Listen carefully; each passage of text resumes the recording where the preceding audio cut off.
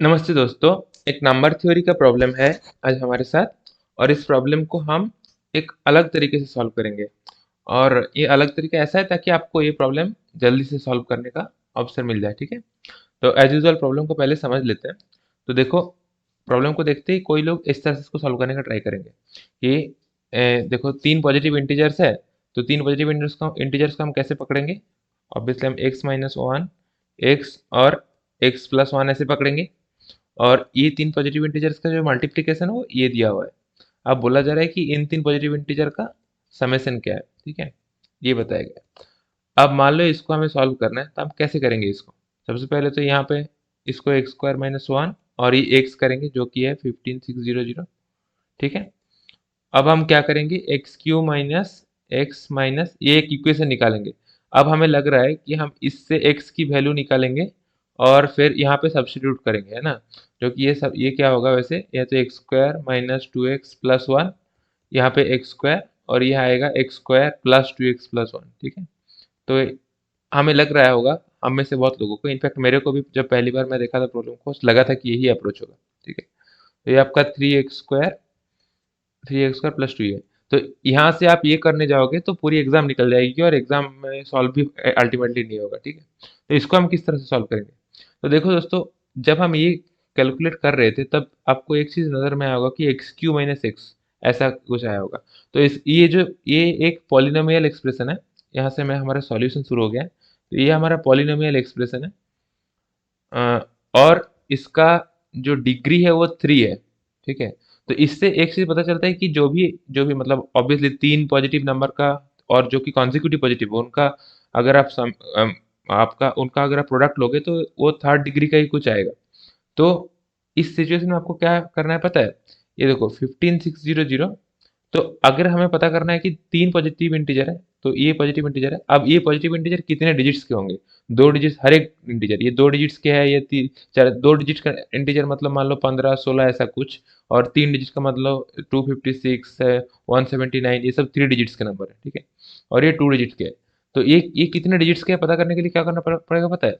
ये जो डिग्री दिया हुआ है इधर, इस डिग्री से इसको तोड़ना है।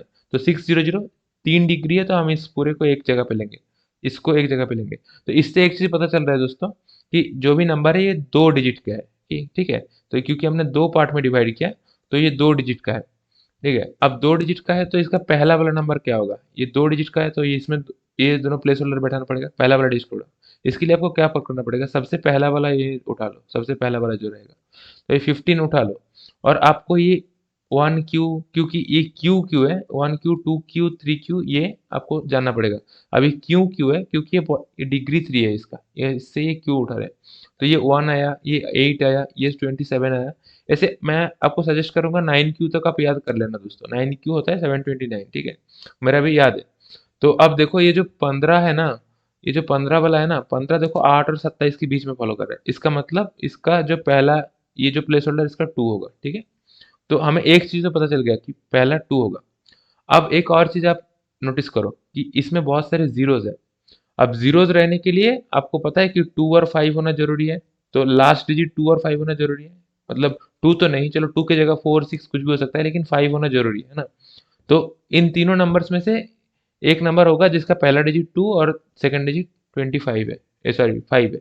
तो 25 हम यहाँ से गेस कर सकते हैं कि ये नंबर 25 होगा। ठीक है, अब देखो 25 है और कॉन्जिक्यूटिव है, तो क्या क्या पॉसिबिलिटी है? 25 26 27 है, 24 25 26 है, और 23 24 25 है। ठीक है, अब आप नोटिस करोगे कि ये जो तीन डिजिट का जो मल्टीप्लिकेशन है वो तीन, ये ऐसा था कि लास्ट में दो जीरो थे।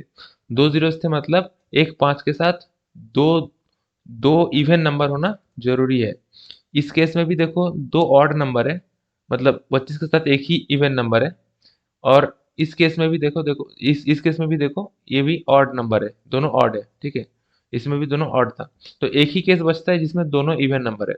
तो हम यहाँ से बोलेंगे कि 24 25 26 यही जो है, यही है हमारा तीन कॉन्जिक्यूटिव पॉजिटिव नंबर्स। ठीक है, तो ये हमें पता चल गया। अब आप इसको मल्टीप्लाई करके देख लो, ये मल्टीप्लाई करके देख लोगे तो 15600 आपको दिख जाएगा। अब देखो 24 square plus 25 square plus 26 square, ये हमें निकालना है दोस्तों, ठीक है। तो मैं ये भी सजेस्ट करूंगा आपको, जैसे हमें अभी मैं बोला ना कि 1 से 9 तक का क्यूब आप याद कर लो, इस तरह से मैं आपको सजेस्ट करूंगा कि आप ये 30 तक का स्क्वायर भी याद करके रखना, ठीक है। तो ये होता है दोस्तों 576, ठीक है, 576। और नेक्स्ट वाला होता है आपका 625, 25 स्क्वायर, ठीक है। और नेक्स्ट वाला होता है 676, ठीक है। तो होपफुली आपको ये तो याद रह जाएगा, ठीक है। अब अगर आप इन तीनों नंबर को आप ऐड करोगे तो आपका आएगा 1877 दोस्तों। तो ये हमारा आंसर हो गया दोस्तों, आंसर हमारा है 1877। होपफुली आपको ये सॉल्यूशन अच्छा लगा होगा दोस्तों, इजी लगा होगा। इन दिस सिचुएशन आप इस वीडियो को लाइक कर दीजिए और हमारे चैनल को सब्सक्राइब कर लीजिए। होपफुली आपको आप हम आप तक ऐसी वीडियोस बार बार पहुंचाते रहे और आपके कॉन्सेप्ट्स क्लियर करते रहे। और कमेंट सेक्शन में हमें बताइए कि वीडियो कैसा लगा, और ऐसे ही प्रॉब्लम सजेस्ट करते रहिए। और दोस्तों सब्सक्राइब कर लीजिए अगर आपको ऐसा ही कंटेंट देखना है यूट्यूब में, सब्सक्राइब से हमें बहुत फ़ायदा मिलता है दोस्तों, ठीक है। ओके दोस्तों, अभी के लिए इतना ही, फिर मिलते हैं, बाय।